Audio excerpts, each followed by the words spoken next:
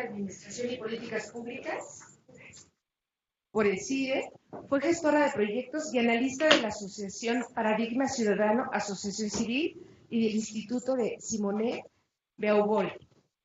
En el que destaca la elaboración de un portal de Internet, el avance político de las mujeres en la mira, para y mujeres. Posteriormente fue coordinadora del Sistema de Información y Análisis de Estadísticas del proyecto Abriendo Escuelas para la Equidad, proyecto a cargo de la Secretaría de Educación Pública y la Organización de Estados Iberoamericanos.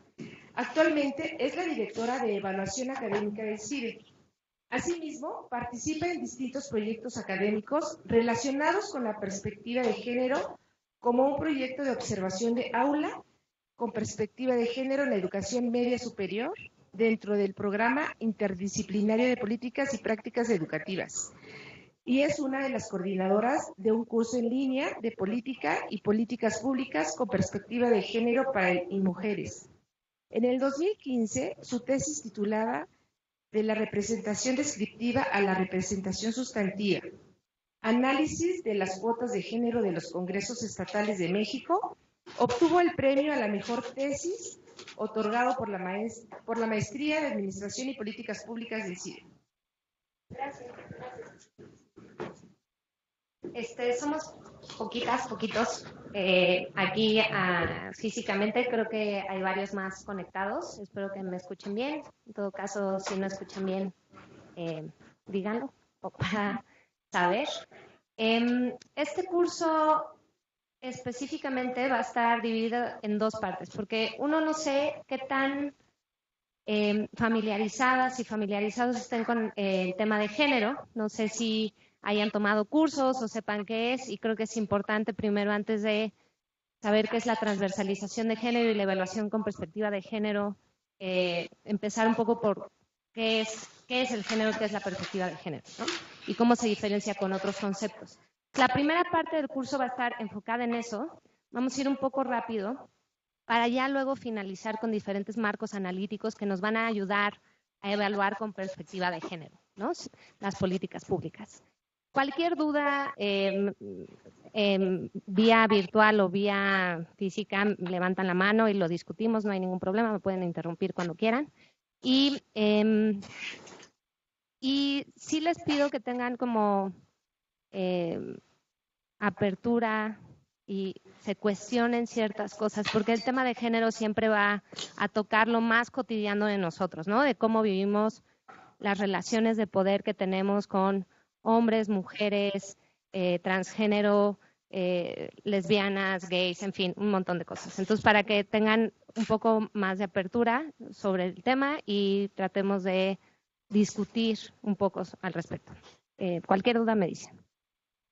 Entonces, los objetivos de esta sesión es justamente proporcionarles elementos teóricos básicos para comprender qué es el concepto de género y cuáles son los elementos constitutivos con el fin de evaluar cuáles son las políticas públicas con perspectiva de género, ¿no? Entonces, identificaremos principales componentes de las construcciones sociales de género, conoceremos qué es la perspectiva de género, definiremos qué es la igualdad de trato, la igualdad de oportunidades, la paridad, la transversalización de género, que hasta ahí vamos a llegar.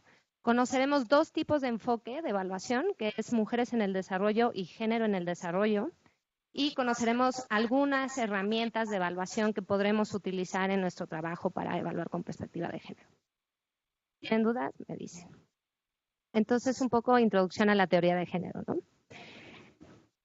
Justamente la teoría de género, los estudios de género comparten varios tipos de estudios, ¿no? Están los estudios feministas, que hablan sobre los movimientos, las diferentes olas feministas que ha habido sobre lucha principalmente de voto para las mujeres o despenalización del aborto, las diferentes olas.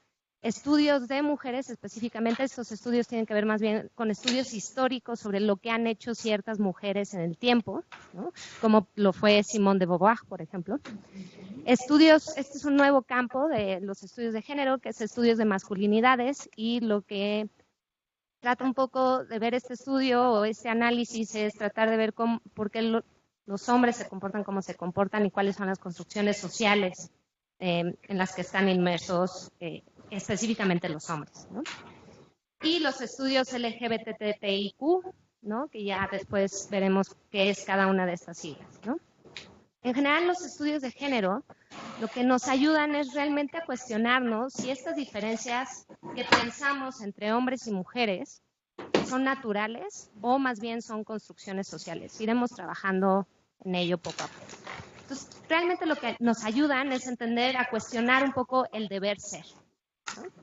¿Vamos bien hasta aquí? Si hay dudas, me dicen. Lo primero que tenemos que saber es que hay confusiones al referirse al concepto de género. En general, generalmente se utilizan como sinónimos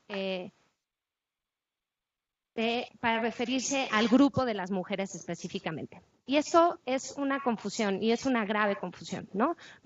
Los estudios de género no solamente se enfocan a las mujeres, sino más bien se enfocan en las desigualdades que hay entre hombres y mujeres. No hay que perder de vista esto en ningún momento.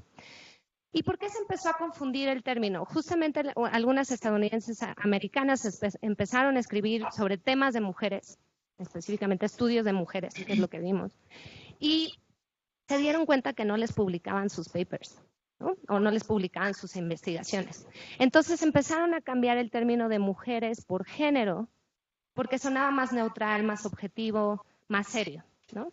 Y entonces de ahí se empieza a crear una primera confusión, que es esta confusión en género es igual a mujeres, lo cual debemos quitarnos de vista.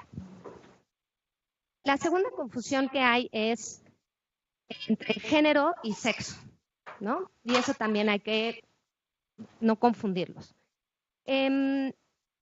Esta confusión específicamente viene de una traducción hecha del anglosajón, ¿no? Porque cuando hablamos en inglés, pues gender puede ser sexo o puede ser género, ¿no? Entonces, cuando traducimos, iba a haber muchos problemas de traducción y lo veremos posteriormente. No hay que hablar de equidad de género, sino más bien de igualdad de género y ya veremos por qué. Hechas de estas confusiones por la traducción misma, ¿no? Entonces, hay diferentes tipos de género, ¿no? Está primero el género como tipo clase, tipo especie, categoría, lo que sabemos es género de música, por ejemplo, ¿no? Música clásica. Está el género entendido como sexo, ¿no? Que es específicamente las diferencias o las características biológicas, lo que nos hacen ser hombres o mujeres solamente. Y justamente empieza a existir un nuevo término que es el género, que se refiere a todos estos roles, comportamientos, actividades, atributos que una sociedad determinada, y esto es importante, una sociedad determinada, no es lo mismo el género en México que el género en Timbuktu o que el género en Australia, no es lo mismo, ¿no? Entonces, en una sociedad determinada, en un tiempo determinado también, porque no es lo mismo México en 1900 que México en el 2019, ha cambiado mucho, ¿no? Y nos determina qué considera apropiados para mujeres y hombres. ¿Vamos bien hasta aquí? Okay. Entonces, ¿cuáles son las dos definiciones de sexo y género, ¿no? Sexo, entonces hay que entenderlo como el conjunto de características físicas por las cuales clasificamos a las personas como mujeres, hombres o intersexuales. Es decir, solamente se refiere... ¿Perdón? La última se van a restar al primera.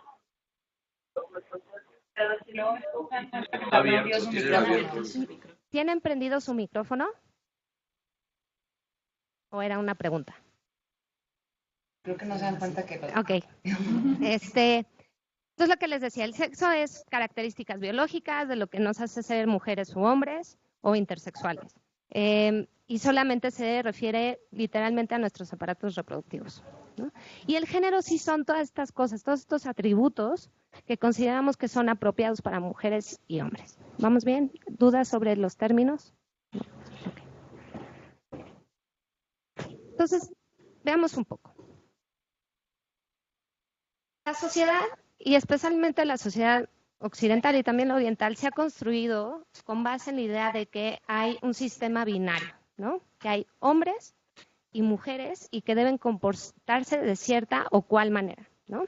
Las mujeres debemos tener el cabello largo, por ejemplo, y los hombres el cabello corto.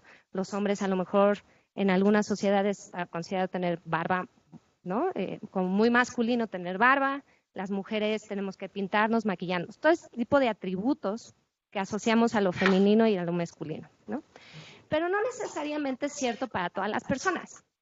De hecho, si se fijan, yo nunca me pongo tacones, ¿no? Siempre ando en tenis, ¿no? Tengo el cabello corto, no necesariamente tengo una visión de lo que debería ser femenino como tal, ¿no? Nunca me maquillo, por ejemplo, ¿no?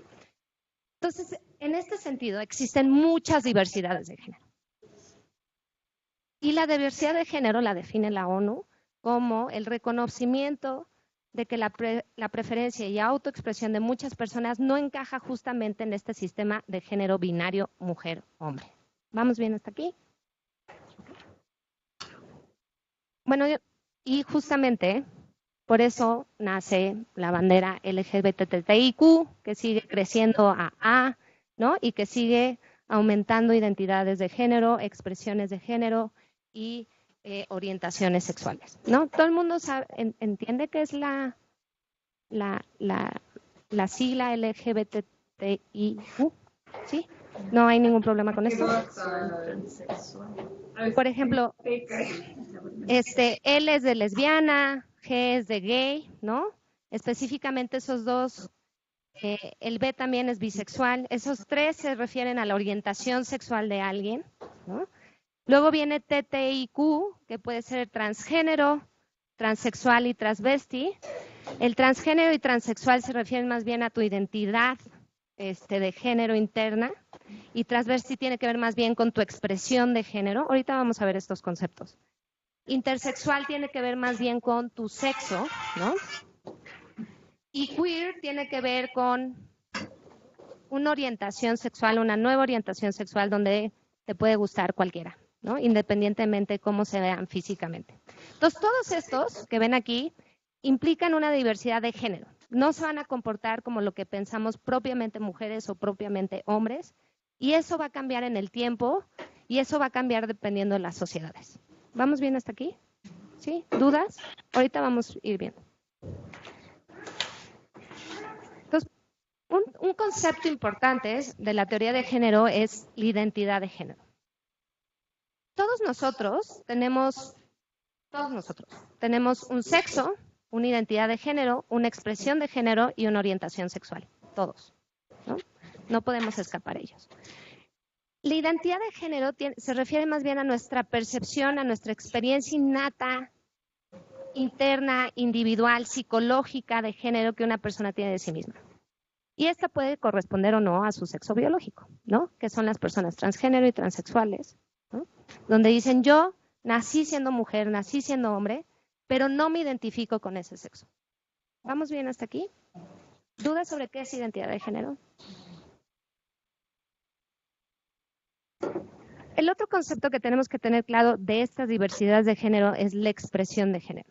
La expresión de género se define como la manera en que una persona comunica su identidad de género a través de su vestimenta, peinado, maquillaje, joyería, inflexión vocal, lenguaje corporal, entre otras muchas más. En este caso son las personas transvestis, por ejemplo, ¿no? Ellos nacieron teniendo un sexo hombre, se identifican como hombres, pero a lo mejor su expresión de género es verse más femenino y no tiene nada que ver con su identidad de género. Entonces, la diferencia entre identidad de género y expresión de género es que la identidad de género es más bien algo muy interno y la expresión de género es cómo nos expresamos externamente, ¿sí? Y todos tenemos esto. Yo, por ejemplo, podría parecer hipster, no sé, estoy inventando, porque no soy hipster, pero podría ser, ¿no? Esa es mi expresión de género. ¿Vamos bien hasta ahí? Ok. Y luego viene la sexualidad y la orientación sexual, ¿no? La orientación sexual se define como los sentimientos de una atracción de una persona hacia otra, esto ya lo saben. Y la sexualidad se refiere a una serie de sentimientos, experiencias, prácticas, intenciones relacionadas que van desde el erotismo, deseo, afecto, pero también se refieren a cuestiones ligadas a la salud, a la reproducción, al ejercicio de poder, y viene mucho lo de políticas públicas. Y esto incluye conductas sexuales, las relaciones sexuales, la intimidad y la forma en que elegimos cómo expresarnos como mujeres y hombres, ¿no? Entonces, una persona, por ejemplo, que nació como mujer, pero se identifica como hombre, puede tener una orientación también de gay o lesbiana. Eso no es excluyente, es lo que quiero decirles, ¿sí?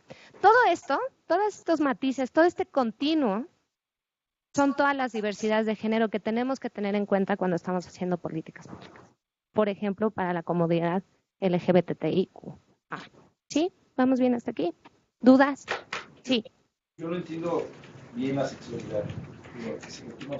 La sexualidad son todas las experiencias, todas las intenciones, tiene que ver con el deseo, con el amor hacia la otra persona, que puede ser de tu mismo sexo o del sexo opuesto. Tiene que ver con algo mucho más amplio.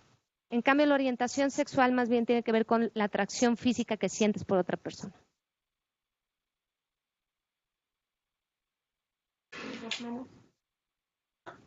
¿Qué es intersexual, perdón?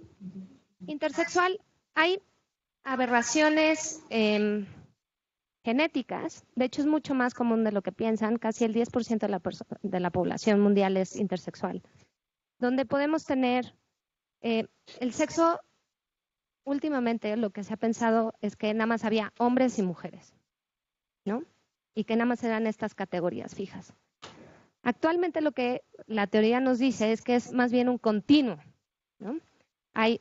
Están los extremos, que son hombres y mujeres, pero también puede haber personas que tienen ambos aparatos reproductores. Entonces, hay mujeres que pueden tener todo el aparato reproductor femenino, pero tener un testículo, ¿no? Sucede. O todo el aparato reproductor masculino, pero tener un ovario, o tener ambos aparatos reproductores sexuales.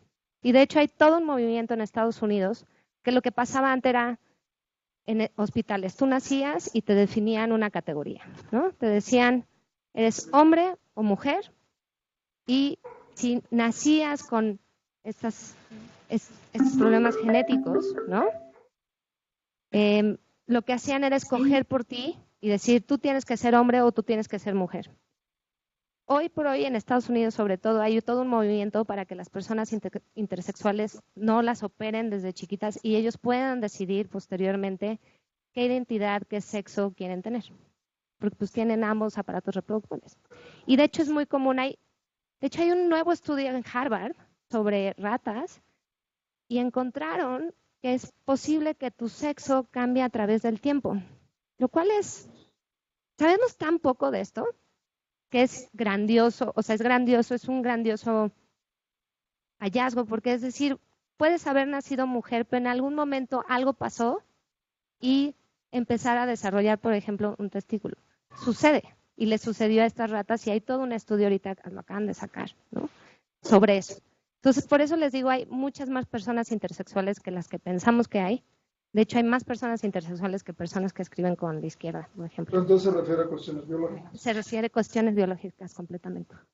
Sí, incluso puede ser nada más a nivel cromosómico. Exacto. En lugar de producir X, Y o XX produces Y. Exacto, exacto. ¿Sí? ¿Dudas sobre otro? Esto también tiene que ver con, o es parecido, las personas los seres humanos que se identifican como de otra especie.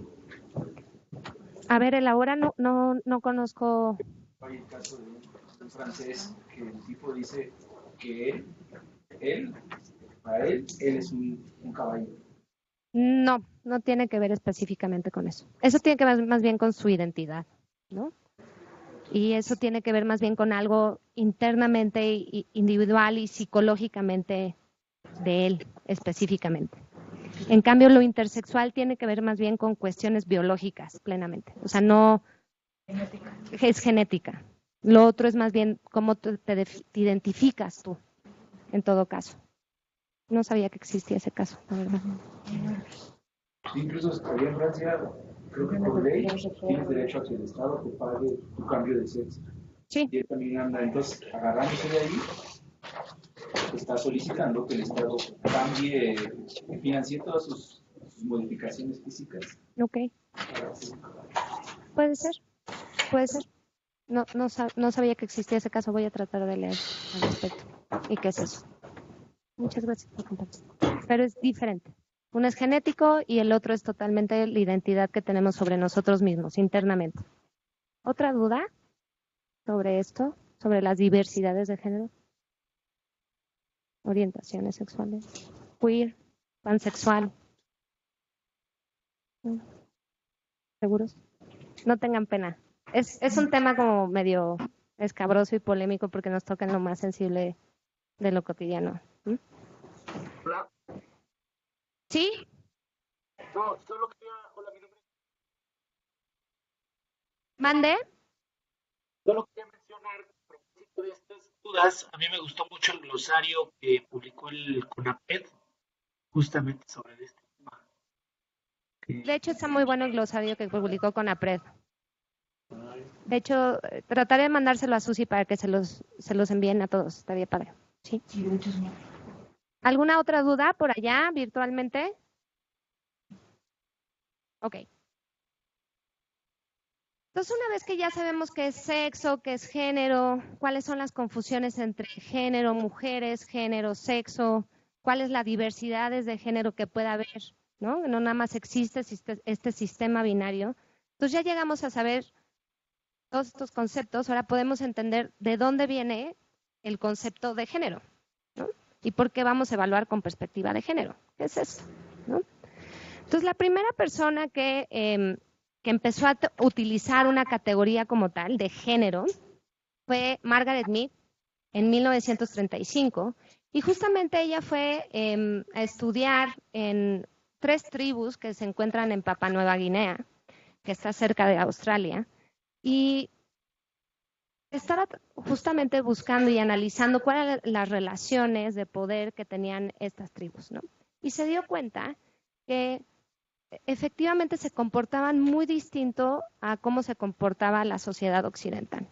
Ahí dentro de esas tribus las mujeres eran las que tomaban las decisiones, las que tomaban la batuta, las que daban el dinero, las que trabajaban, en fin, un millón de cosas. Y los hombres eran más bien, tenían un papel mucho más femenino occidentalmente hablando, ¿no? Donde cuidaban a los hijos y cocinaban, en fin, hacían todas estas cosas que parecían ser propiamente mujeres, ¿no? En estas tribus. Entonces ella fue la primera que utiliza la categoría de género como tal, ¿no? Estas construcciones sociales de lo que pensamos que es apropiado para mujeres y para hombres. ¿Vamos bien hasta aquí? Pero realmente la primera disciplina que utiliza y escribe sobre género es la psicología en su vertiente médica en los años 50 y 60. Hay 2 doctores, no sé si los conozcan, el doctor John Mooney y el doctor Robert Stroller, uno en 1967 y en 1968, publicaron justamente investigaciones sobre género, y lo que estaban tratando de analizar, por ejemplo, el doctor John Mooney analizaba personas transgénero y transexuales, ¿no? Entonces quería saber por qué alguien que había nacido como hombre o como mujer posteriormente se identificaba con otro sexo, ¿no? ¿Cuál era el razonamiento detrás de todo eso, ¿no? Y el doctor Robert Stroller estaba analizando un síndrome que se llama androgeneital, donde las niñas, cuando nacen a cierta edad, el clítoris parece ser un pene.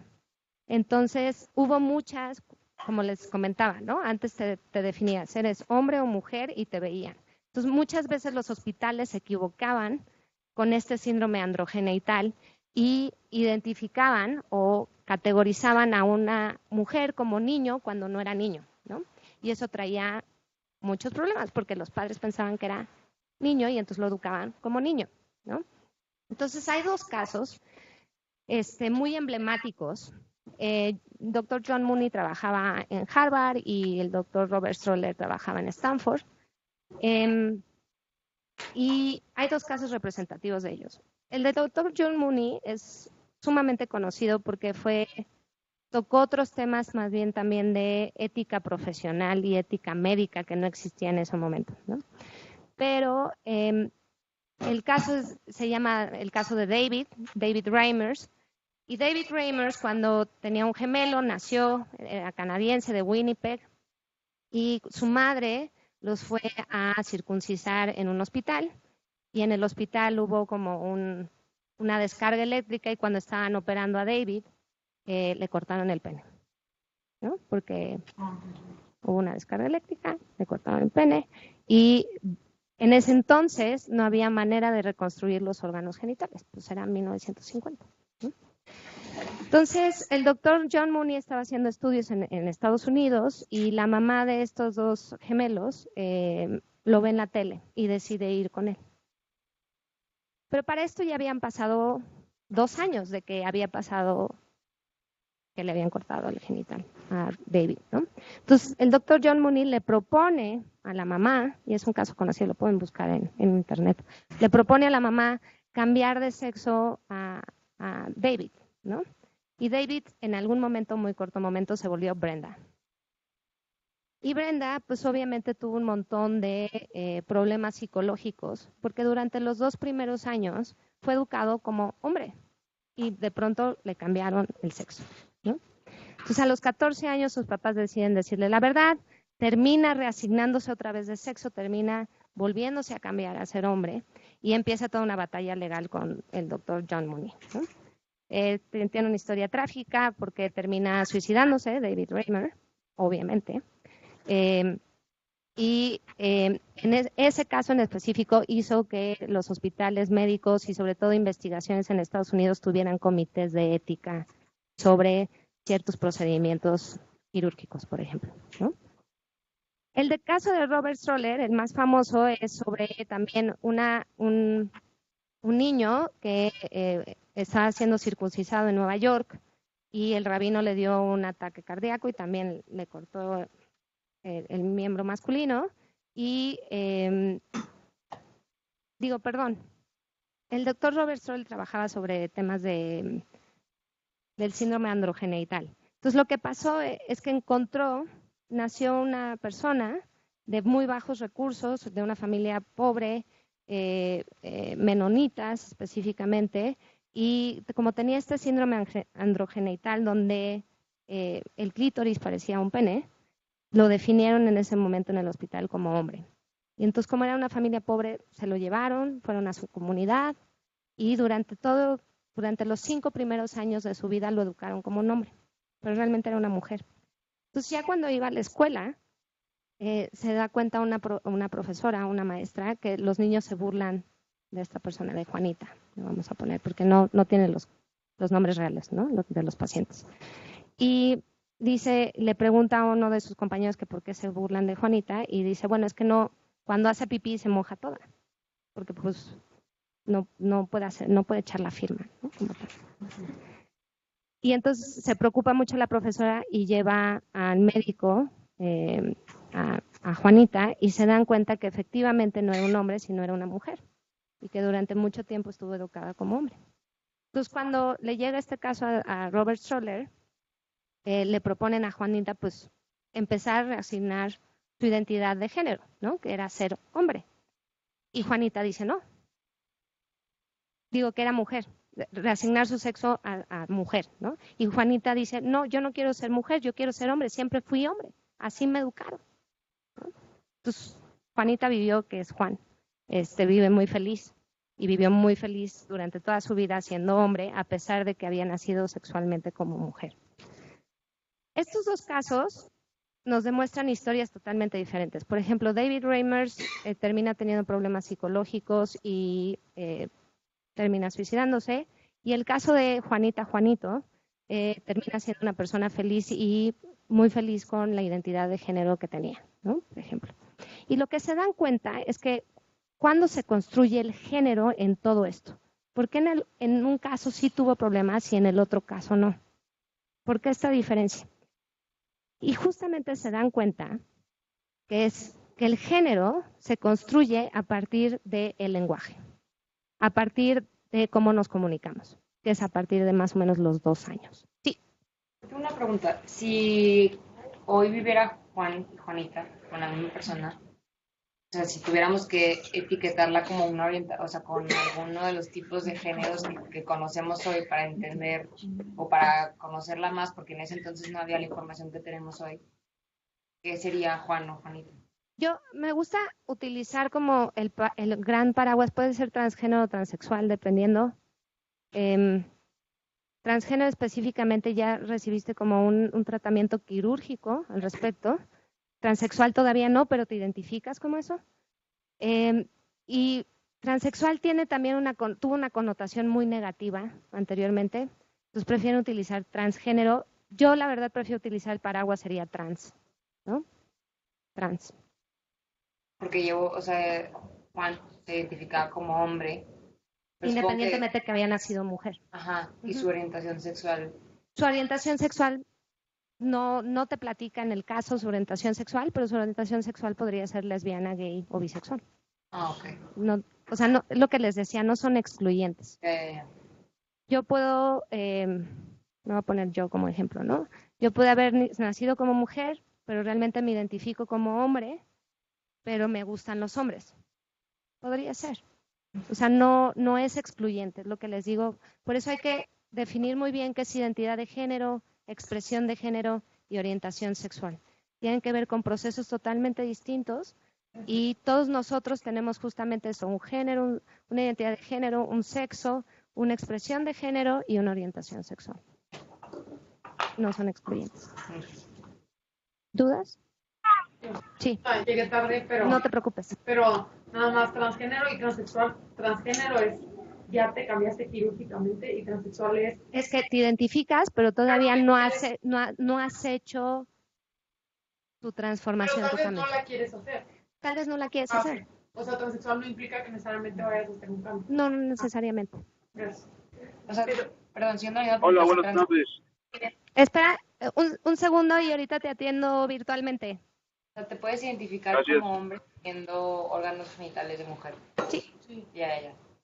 Ahora sí, virtualmente. ¿Qué tal? Buenas tardes. Entonces, únicamente para definir son 3 tipos de variables, o por así mencionarlas, ¿no? El sexo, la identidad sexual y el género, y mencionaba otra, ¿no? Esto hace infinidad de combinaciones. Exacto. Sí, exactamente. Puede haber todas las combinaciones posibles. Por eso este nuevo término, no sé si han escuchado a Miley Cyrus decir que es pansexual. ¿Y saben qué es pansexual? Que no importa el género, que te enamoras de la persona.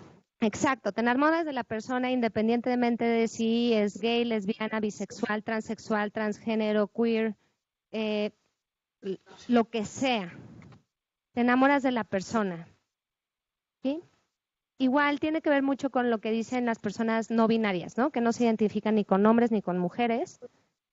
Se identifican como otras personas. ¿Cómo se les llama? De hecho, lo que piden es que el lenguaje sea como totalmente neutro, entonces tendrías que hablar de ello o nosotros o nosotras como algo mucho más comunitario. No específicamente él y ella, porque justamente eso es decir que es mujer u hombre. No sé si han visto la serie de Millions. ¿Alguien la ha visto en Netflix? Bueno, hay una actriz ahí que se llama Asia, no sé qué. Ella, por ejemplo, es una persona no binaria, se considera no binaria. ¿Otra duda sobre diversidades de género? Las personas transexuales pueden no hacer como la intervención quirúrgica, pero sí pueden estar sometidas a un tratamiento. Claro, hormonal. Sí. ¿Vieron Mujer Fantástica? De Sebastián Lelio. Ganó el Oscar el año pasado, por cierto. Muy buena película. Justamente habla sobre una persona transexual que no hizo el cambio, pero que toma hormonas y que se considera mujer. Y todo lo que tiene que vivir con las relaciones familiares. O sea, entonces transgénero es cuando ya eres completamente... Sí, tienes que pasar por muchos procesos de terapia psicológica y hormonal y quirúrgica para llegar a ese punto, pero sí. ¿Y por qué si al final el objetivo, el propósito es definir el género, no se le dice mujer-hombre? ¿Por qué se le sigue diciendo transgénero? O sea, como... Porque justamente fueron tan invisibilizados, y vamos a empezar a hablar de eso, ¿no? Fueron tan invisibilizadas también, que necesitaban justamente... No, termino. Exactamente. Pues por eso. Buenas noches. ¿Sí? Buenas noches. Una consulta. También me he integrado un poco tarde, pero no te preocupes. Me queda claro esos términos que mencionó sobre la diferencia que pueden haber y las combinaciones entre género, orientación de género, orientación sexual, y creo que mencionó un término más. Es decir, Yo tenía entendido que una cosa es el género masculino-femenino y otra cómo uno se puede identificar, ¿no? Pero de ahí usted mencionó que existen otros más, entonces no entiendo la diferencia y si en la actualidad los términos que se usan son o no los correctos. No sé si me puede esclarecer, por favor. Un poco el curso diciendo que había confusiones específicamente sobre lo que significaba el género, ¿no?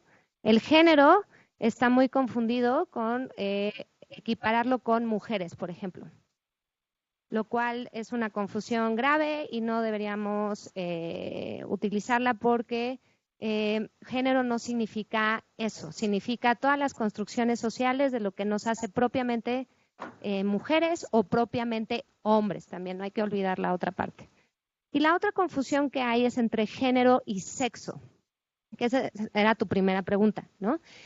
El sexo nada más tiene que ver con las características biológicas de alguien, cómo nace, tu aparato reproductor, qué tipo, por ejemplo, si tienes senos, si tienes vulva o vagina, por ejemplo, los hombres, si tienes testículos, pene, próstata, todo eso tiene que ver con el aparato reproductor y eso es sexo.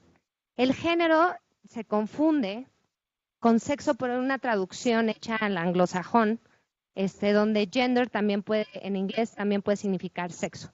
Entonces, género como tal, el término de género se refiere específicamente a construcciones sociales de lo que debería ser propiamente una mujer y lo que debería ser propiamente un hombre. Ahora, de los otros términos, hay diversidades de género, hay diversidades de construcciones sociales de lo que deberíamos ser. Y lo que pasa es que occidentalmente y orientalmente construimos todo en un sistema binario de hombres y mujeres específicamente, de estas categorías fijas de hombres y mujeres, ¿no? De lo que debería ser propiamente una mujer y de lo que debería ser propiamente un hombre. Pero en realidad nadie de nosotros y nadie de nosotras nos comportamos así. Y justamente yo me ponía de ejemplo porque decía, yo nunca, por ejemplo, he utilizado tacones, no me gusta utilizar tacones. No me he maquillado, tengo el cabello corto, por ejemplo, ¿no? Podría tener una apariencia un poco más masculina y no tan femenina como la sociedad me pediría que fuera, ¿no? Igual hay hombres que pueden tener aspectos mucho más femeninos, ¿no? Y justamente estas diversidades de género no caben en este sistema binario. A ver, y ahora, cuando hablo de diversidades de género, es justamente todas estas otras diversidades de género, que es, yo me puedo identificar como mujer, ¿no? Nací como mujer, tengo un sexo mujer, me identifico como mujer, pero tener una orientación sexual donde me guste la persona de mi mismo sexo, ¿no? Ser lesbiana, por ejemplo. Eso es una diversidad de género que no cabe justamente en este sistema binario, porque las mujeres propiamente deberían estar con hombres, ¿no? Es lo que se pensaba naturalmente, o lo que se piensa en algunas sociedades todavía, que es natural, ¿no? Hombres y mujeres. Igual, ¿no? Un hombre puede ser bisexual y tener una expresión de género totalmente femenina. En fin, hay diferentes combinaciones. Ahora, ¿qué es identidad de género? Y lo que les explicaba, sí. O sea, digo, no, o sea, no sé si es más como la reflexión, o sea, un poco tu ejemplo de que es porque los tacones, el maquillaje. O sea, pues eso, pues históricamente eso se puede admitir un poco más pensando en las cortes francesas. Muy bien. Perfecto. Y no es un poco más, no tan género, porque al final creo que la sexualidad es algo muy privado, pero no es más un poco como el rol social y económico que ha estado como alineado a cada uno de estas personas. O sea, porque estoy pensando en todos los problemas legales que esto contrae, ¿no? O sea, tratar de definir. O sea, no estoy en contra de nada. Sí, no, entiendo perfecto. Pensando en cómo, si haces política pública, en ellos, al final, en qué estás haciendo política pública, porque al final ya puedes hacer todo, que está bien. Simplemente, no sé si es un poco más tratando de saltarte del género, no haciéndolo menos, un poco como los roles sociales y económicos que han estado ligados a cada género. Que, por ejemplo, o sea, en el tema de la mujer, pues ha sido un rol más doméstico, sin reproducción económica, cuando vivimos en una sociedad donde lo económico es lo que vale. Entonces, por ende, si tu rol dentro de la sociedad no genera económico, es como un poco eso, o sea, y no sé, Tienes toda la razón del mundo. O sea, pensando Pero que el problema es género, porque igual la sexualidad, digo, pero ya es algo más privado que ya se está saltando a lo público, está generando muchos problemas legales. ¿sí? ¿Y cómo lo vamos a resolver? O sea, por ejemplo, las personas transexuales y transgénero que no pueden votar porque no se parecen a su tarjeta, a su INE. Es un problema público. ¿Por qué estarías quitándole derecho? Porque son derechos humanos. Estamos hablando aquí de derechos humanos, ¿eh? ¿Por qué les quitarías el derecho de votar?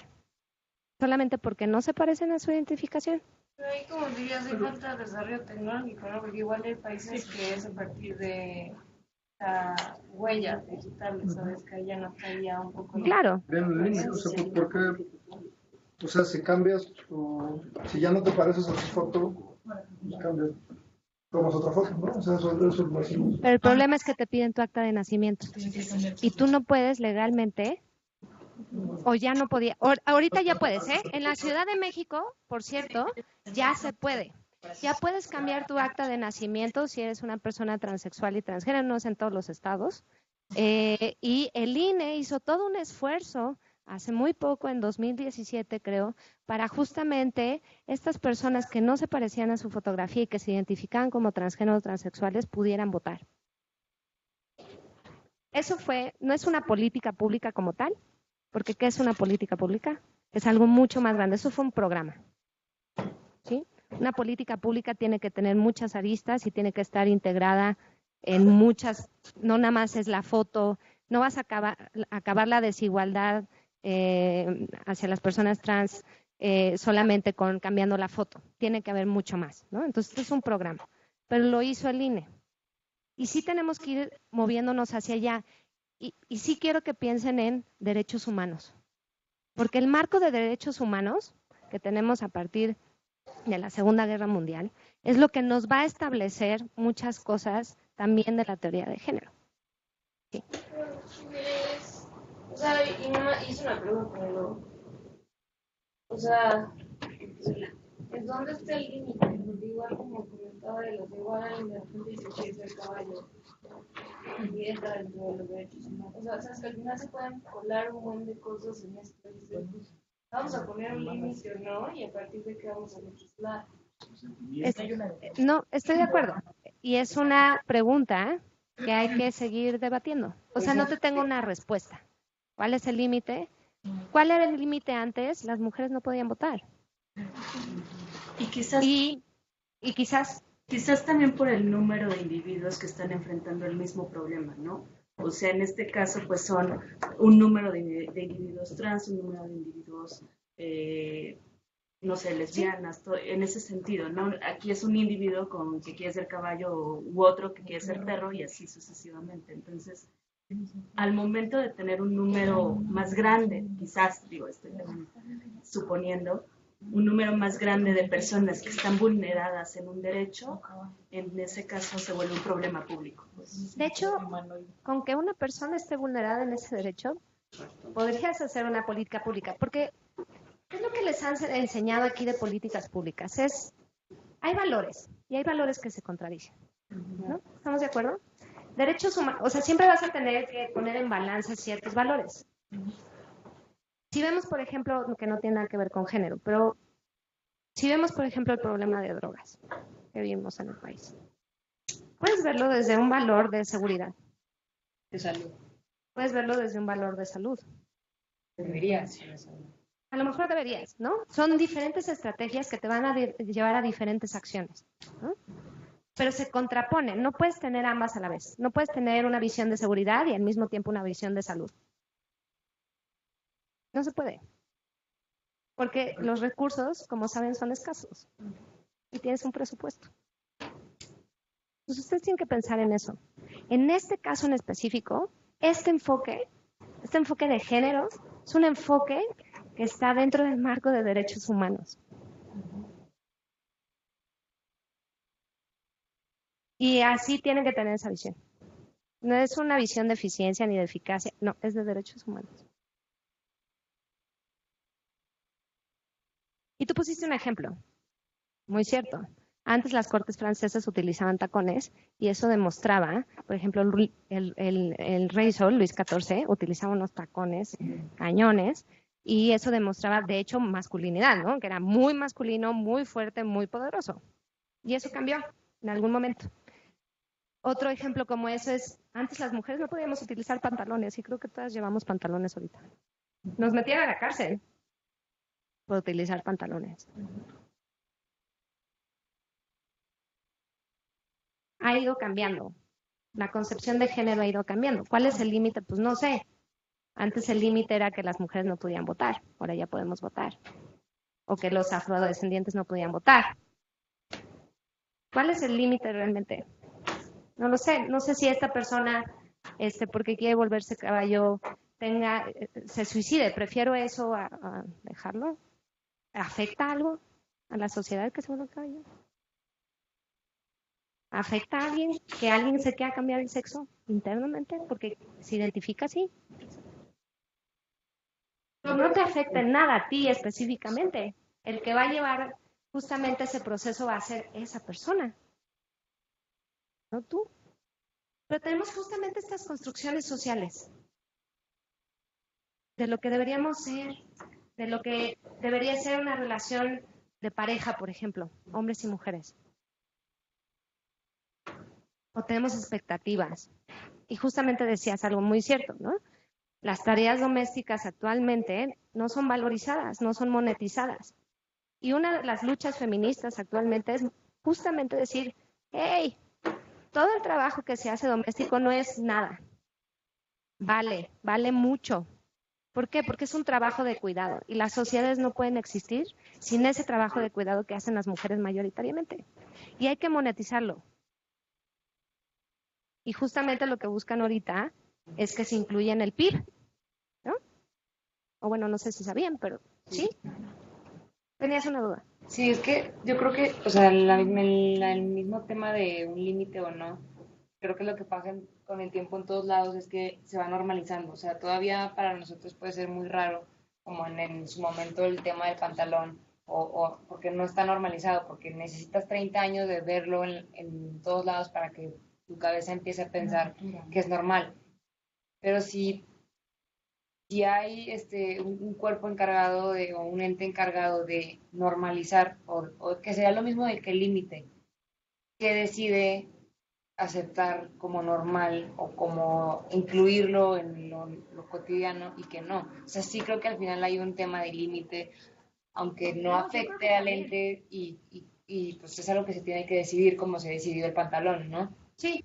Por ejemplo, la Suprema Corte acaba de sacar un caso, y recuérdenme si me acuerdo bien, pero acaban de decir que específicamente si hay una relación consensuada entre un menor y un mayor de edad, no habría problema.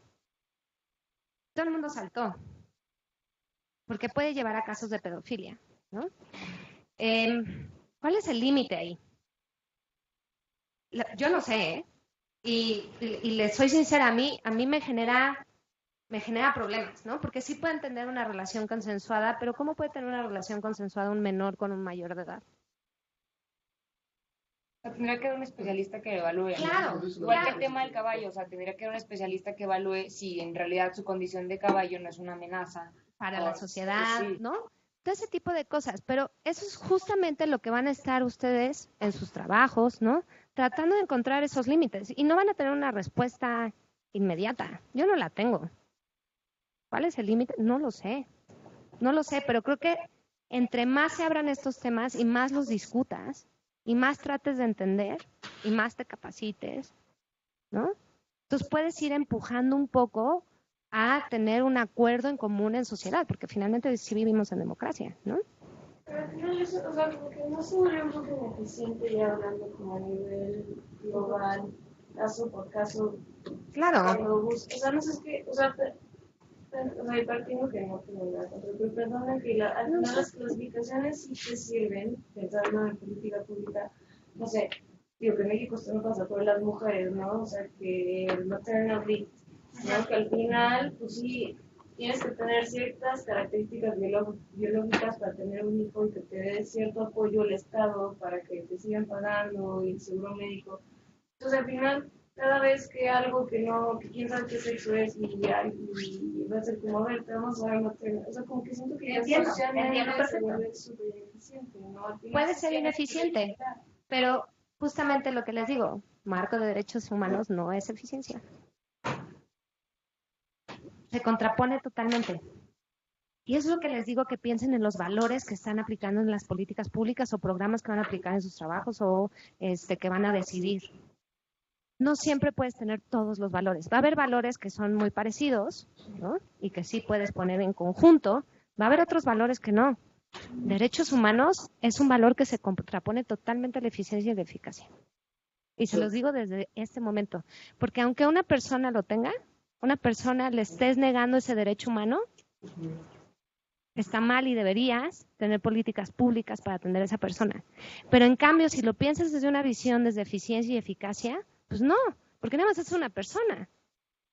Entonces tienen que ustedes escoger, y lo que van a tener que escoger, como sea, investigadores, funcionarios públicos, funcionarias, es justamente esos valores. Pero si tratando de, no es porque te entiendo, pero, o sea, si tú por hacer valer el derecho humano de una persona estás transgrediendo también el derecho humano de otra persona. Entonces no es derecho humano. No puedes transgredir con derechos humanos a otros derechos humanos. Se van cancelando. No. Justamente no. Gaby, que es abogada, nos puede explicar muy bien qué son los derechos humanos. Pero tú no puedes quitarle derechos humanos a nadie poniéndole más derechos humanos a otra persona. Por eso, o sea, no los puedes quitar. Las personas nacen con derechos humanos y ya, y si tienes más derechos humanos, de hecho, eso no implica que la otra persona pierda derechos humanos. Ese es el ideal. Por eso es el ideal. En nuestra política pública, si hay recursos restringidos, por supuesto que en lo que yo estoy discutiendo, si una persona tiene le derecho restringes derechos humanos. No. Claro. Pero eso es un límite de presupuesto, no es un límite de como tal el marco de derechos humanos, lo que quiero explicar. No puedes cancelar. Finalmente lo que hace la política pública es eso, ¿no? O tratar de preservar los derechos humanos a través justamente de la política pública, ¿no? O sea, por ejemplo, la salud es un derecho humano y entonces, ¿qué haces? Política pública en salud, garantizando un derecho humano. Y así se van tergiversando todos los derechos humanos. De hecho, de ahí parte las políticas públicas, ¿no? Sí, no. Al darle derechos humanos a alguien, y sí, quiero que se quiten esa idea, al darle derechos humanos a alguien no implica que estés transgrediendo los derechos humanos de alguien más. Pero, pero la práctica sí llega a roce. Sí, claro, se restringe. O sea, Ponme un ejemplo. Pero, un ejemplo igual muy burdo, no sé, aquí libertad de expresión, que se manifiesten todo el día en la calle, yo no puedo llegar a mi trabajo. Claro. Libertad de tránsito. Tu libertad de tránsito. Entiendo eso. Pero eso es en la práctica. Como tal, en el marco de derechos humanos, en teoría no. Pero ¿qué es lo que importa es la práctica? No, entiendo. Pero, traten de pensarlo. En serio, no lo piensen como te voy a cancelar tus derechos humanos. Pues sí, va a haber derechos humanos que se contraponen. Por ejemplo, el derecho al libre tránsito. Derecho a la privacidad y derecho a la libre. Exacto. Y sí, cierto, en la práctica nacemos con derechos humanos, pero no siempre vamos a poder. Por ejemplo, la Constitución dice que todos tenemos derecho a una educación laica y gratuita. Eso no es cierto, claramente, ¿no? Porque hay muchas personas, y justamente voy a llegar a ese problema, es un tema de desigualdad, ¿no? Muchas mujeres, por ejemplo, no pueden acceder a la educación todavía. Pero me voy a ir como yendo hacia qué es el género. Pero es una plática muy interesante, de hecho. ¿Eres filósofa o algo? ¿No? Curiosa. ¿Qué estudiaste? Yo, ciencias sociales y luego sociología. Es como filosofía. No, está muy bien. Qué bueno que discutamos todo esto. Bueno, entonces les decía, virtualmente, identidad de género tiene que ver con algo interno, cómo te sientes internamente. Expresión de género tiene que ver cómo te expresas en tu ropa o en tu vestimenta corporalmente hacia afuera, ¿no? Y la orientación sexual nada más tiene que ver con quién te gusta. A ver si así queda más claro. Y todos tenemos esos 4. Tenemos un sexo, nacemos con un sexo biológico, nos identificamos como alguien, ¿no? Nos podemos identificar con el mismo sexo biológico con el que nacimos o no. Podemos tener una orientación sexual distinta, ¿no? A la heterosexual, puede ser homosexual o puede ser bisexual o pansexual.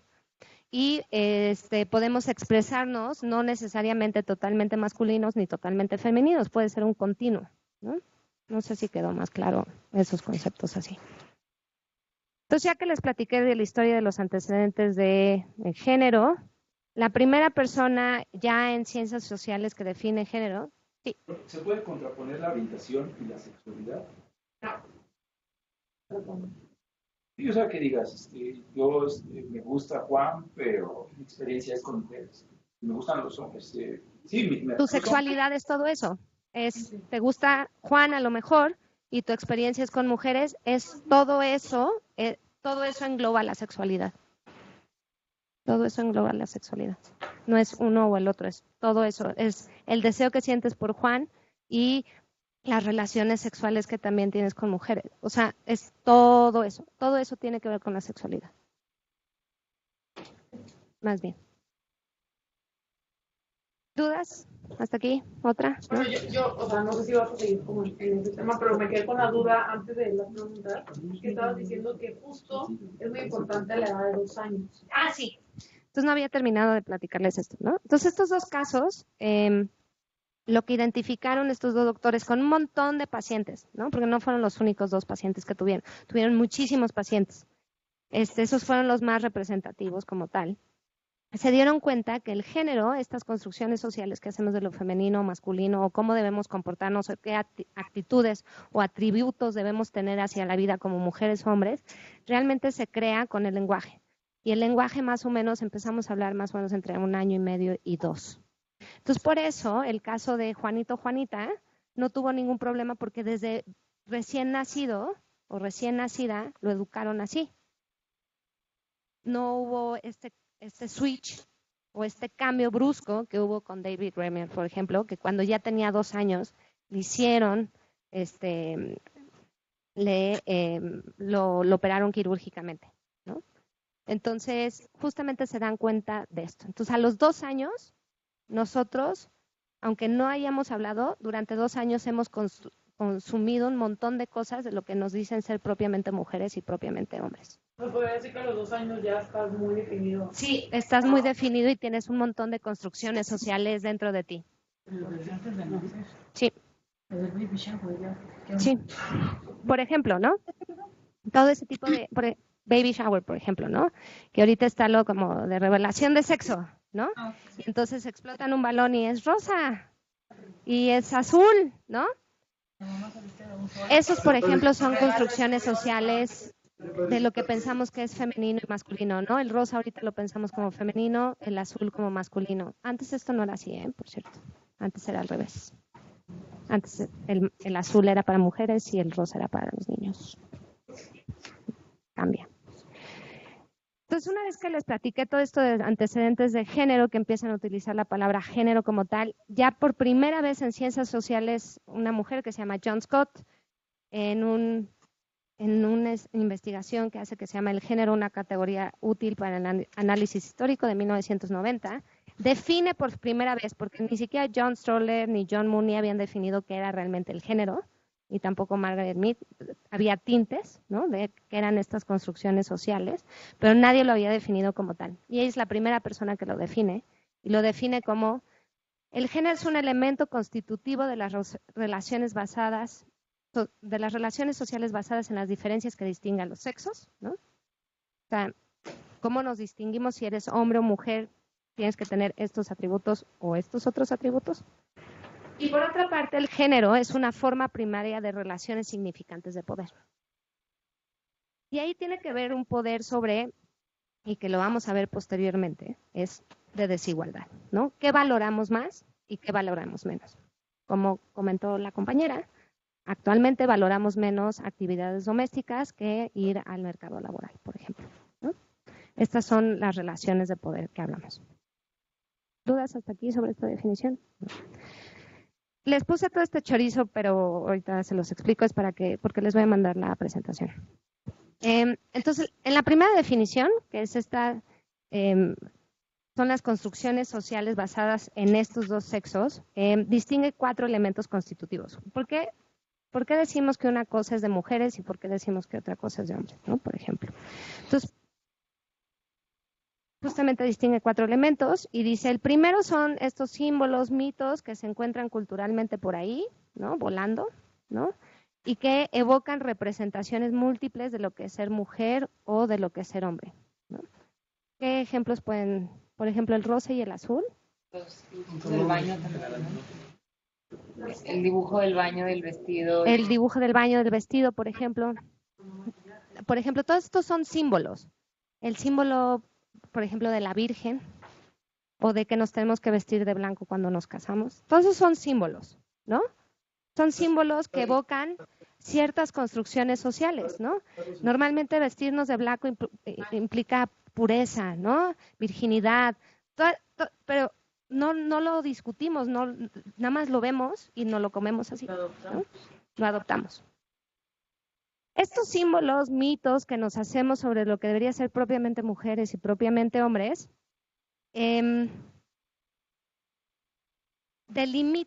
nos delimitan normas, ¿no? Por ejemplo, las mujeres tienen que ser puras y castas cuando se casan. Eso es algo que debe ser, ¿no? Antes se pensaba eso, ahorita ya no tanto, por suerte, ha cambiado, ¿no? Pero, por ejemplo, las mujeres tienen que ser sensibles. Las mujeres tienen que ser buenas madres. Todos estos son como normas que nos construimos a través de estos símbolos y mitos, ¿no? De los hombres también, los hombres tienen que ser fuertes. O sea, pero siento que también hay algo que se relaciona con el mismo sexo. O sea, también las mujeres, digo, en general tendemos a ser más sensibles. O sea, sí hay como cosas muy características que al final no somos iguales. O sea, físicamente no somos iguales. Es cierto. Es cierto. Pero lo que hace el género, y es una de mis últimas diapositivas, pero no niega las diferencias sexuales, no las niega. Lo único que hace es cuestionar si realmente lo que pensamos que es natural debería ser natural o realmente estamos construyendo en eso. Tú me dices, obviamente hay cuestiones hormonales, biológicas, que a lo mejor en ciertas etapas de nuestra vida, por ejemplo, nos hacen ser más sensibles. Pues sí, tienes razón. Pero eso no implica que los hombres tampoco en sus ciertas etapas o ciertos momentos no puedan ser sensibles. También pueden ser sensibles, ¿no? El caso es construir normas del deber ser de las mujeres tienen que ser buenas madres, pero cuando han escuchado... Entonces, ¿no es un programa más de rol social y económico? Sí, y vamos también para allá, pero nada más no es de roles, sino también tiene que ver con normas y con relaciones de poder. Son con los 3. Ahorita voy hacia allá. Y justamente estos conceptos normativos que nos hacemos de las mujeres tienen que ser sensibles, los hombres tienen que ser fuertes, todas estas normas, ¿no? Tiene que, ¿no? Se comunican, se reproducen, se generalizan, se retransmiten a través de un montón de instituciones, por ejemplo, la escuela, el mercado laboral, la familia, la política, ¿no? Reproducimos constantemente estas construcciones sociales. Ustedes lo pueden ver en la tele. Si ven el domingo en la mañana la tele para niños y para niñas, se van a dar cuenta que hay juguetes diferenciados, ¿no? Las niñas siempre están haciendo cosas de qué hacer, trabajo doméstico, la cocina, el bebé, ¿no? La casita, y los hombres en general tienden a tener como juegos mucho de coches o de construcción, maquinaria, ¿no? Todos estos son construcciones, ¿no? Y seguimos reproduciéndolas constantemente. Todo el tiempo las estamos reproduciendo. No nos damos cuenta, de hecho, que las reproducimos. ¿Sí? ¿Vamos bien hasta aquí? Y esta manera de reproducir construye nuestra identidad individual, pero también construye nuestra identidad colectiva. Y esto es muy importante cuando hable de relaciones de poder y de desigualdad, porque cualquiera que se salga de la norma, nosotros lo discriminamos, porque no es propio. A mí me enseñaron que desde chiquita las mujeres no tienen que comer chicle. Me decía mi abuela eso. Las mujeres no comen chicle, eso no es propio de las mujeres. Las mujeres no pueden sentarse con las piernas abiertas. Todas estas cosas que nos dicen todo el tiempo, no nos damos cuenta. Nos dicen todo el tiempo estamos construyendo a partir de eso. Y nos construye individualmente, pero también construye mi colectividad. ¿Vamos bien hasta aquí? Y les pongo un caso. Hubo un caso del doctor Walter Mischel, 1968. Es un experimento social y justamente convenció al personal de un cunero de un hospital de la Universidad de Stanford a que las enfermeras pusieran cobijas rojas a los niños y cobijas azules a las niñas, ¿no? Y pasó un grupo de estudiantes, profesionistas, enfermeras, ¿no? Que no sabían del experimento, en fin, a otras personas, observar los bebés y escribir un reporte sobre ellas y ellos. ¿Y qué creen que sucedió? Confundieron los sexos. Confundieron totalmente los sexos. Solo por la cobija. Solo por la cobija. Entonces, a las mujeres que veían con cobija azul decían, no, pues qué fuerte, se ve muy masculino, yo creo que va a ser un excelente trabajador. No, tenían este tipo de reportes. Y cuando era el caso de los hombres, rosa, decían, son muy sensibles, estoy segura que va a ser muy buena mamá. Teníamos todas estas construcciones sociales. Por estos mitos y símbolos que vemos constantemente y que reproducimos constantemente, que se vuelven norma y que finalmente nos crean nuestra identidad individual y colectiva, porque todos pensaban igual. No nada más era yo el individuo que decía, esta persona va a ser fuerte o esta persona va a ser sensible. Es mi colectividad me está diciendo esto también. ¿Sí? ¿Vamos bien hasta aquí? Era un ejemplo para explicar.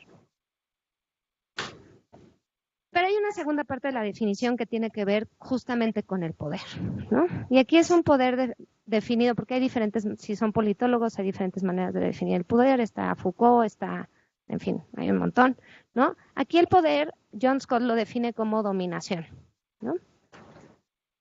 Entonces, el género se construye con base en una visión binaria del mundo supuestamente natural, ¿no? Que tenemos que cuestionarnos, en donde se valoran otras actividades, otras creencias, otras normas, otras actitudes, otros comportamientos frente a otra. Como dijo la compañera, se valoriza mucho más el trabajo en el mercado laboral que el trabajo doméstico. ¿Cuántas veces no hemos escuchado a alguien decir, una ama de casa no hace nada? Muchísimas veces, y eso no es cierto. Es muchísimo.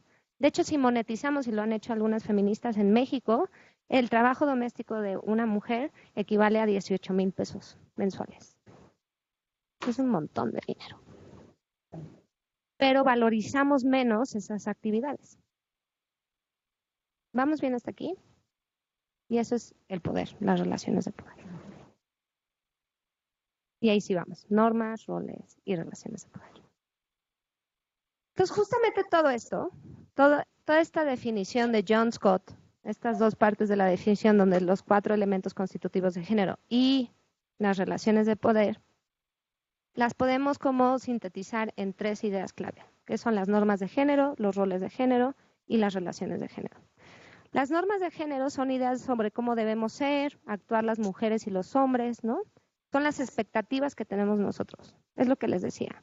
Debemos ser sensibles, debemos ser buenas madres, debemos ser trabajadores, debemos proveer a la familia, debemos ser racionales, ¿no? Son expectativas que tenemos de los hombres y mujeres. Los roles de género se definen como las diferentes actitudes, conductas y tareas que tenemos que hacer, ¿no? Las mujeres deben dedicarse al hogar y los hombres deben ir al mercado laboral. De hecho, actualmente existe en México una brecha casi del 40% de mujeres que todavía no ingresan, ¿no?, al mercado laboral. Por esas visiones, ¿no? Las tareas las mujeres deben estar en el hogar, no en el mercado laboral. ¿Vamos bien hasta aquí? Y están las relaciones de género, que son estas relaciones de poder, ¿no? Y de acceso y control a ciertos recursos. el mercado laboral sigue estando inaccesible para cierto tipo de mujeres en ciertas sociedades, por ejemplo. ¿Sí? En México un poco más, en Francia un poco menos, ¿no? Pero siempre hay esta brecha entre hombres y mujeres. ¿Sí? ¿Vamos bien hasta aquí? ¿Seguros? ¿Seguras? Ok. Y justamente estos tres elementos que tenemos, las normas de género, los roles de género, las relaciones de género, ¿no? En suma, toda la definición de John Scott, son inconscientes y subconscientes. Y es lo que les decía, son inconscientes porque constantemente lo estamos viviendo. Constantemente estamos reproduciendo, retransmitiendo todas estas normas, estos valores, estos roles, estas relaciones de género. Sin darnos cuenta, lo estamos consumiendo. Y subconsciente porque en el momento que tiene que salir, lo sacamos. Lo que les decía, nos genera identidad individual, pero identidad colectiva también. Entonces tenemos que rechazar a ciertas personas que no caben en este mundo, ¿no? Por ejemplo, todas las diversidades de género que estudiamos anteriormente. ¿Vamos bien hasta aquí? ¿Seguros? ¿Seguras? Sí. Una duda. Digo, no sé si vamos a ver el principio de paridad de género. Sí. Ah, ok. Vamos hacia allá. Hacia allá voy. Me dijeron que les tenía que dar un descanso. Entonces, todas estas cosas hacen desigualdades de género, ¿no? Voy ya hacia allá. Y justamente surgen de que las normas culturales sociales atribuyen menor valor social, lo hemos platicado, menor valor monetario a ciertas aptitudes y habilidades de mujeres y niñas, por ejemplo, ¿no? Pero también a ciertas actividades, por ejemplo, de personas homosexuales. Y la forma en que normalmente se desempeñan. Y hay dos instituciones muy teóricas que siempre van a escuchar, ¿no? Que sustentan estas desigualdades de género. Uno es el patriarcado y la otra es la Mario.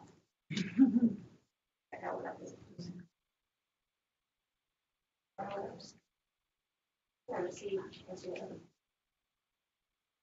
quieren tomamos un descanso aquí y así yo arreglo esto.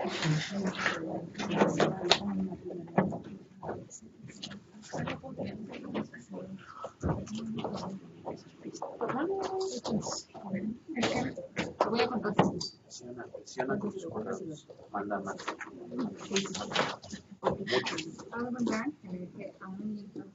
No, lo que yo te decía es que manda a su drive, agrégalo y diles que ahí se va a trabajar todo y si llega pues, un límite y no trabajan nada. Yo asumí que lo viene. Entonces, la de la mía. Bueno, tomemos 10 minutos de descanso. No sé por qué voy a tomar seguro.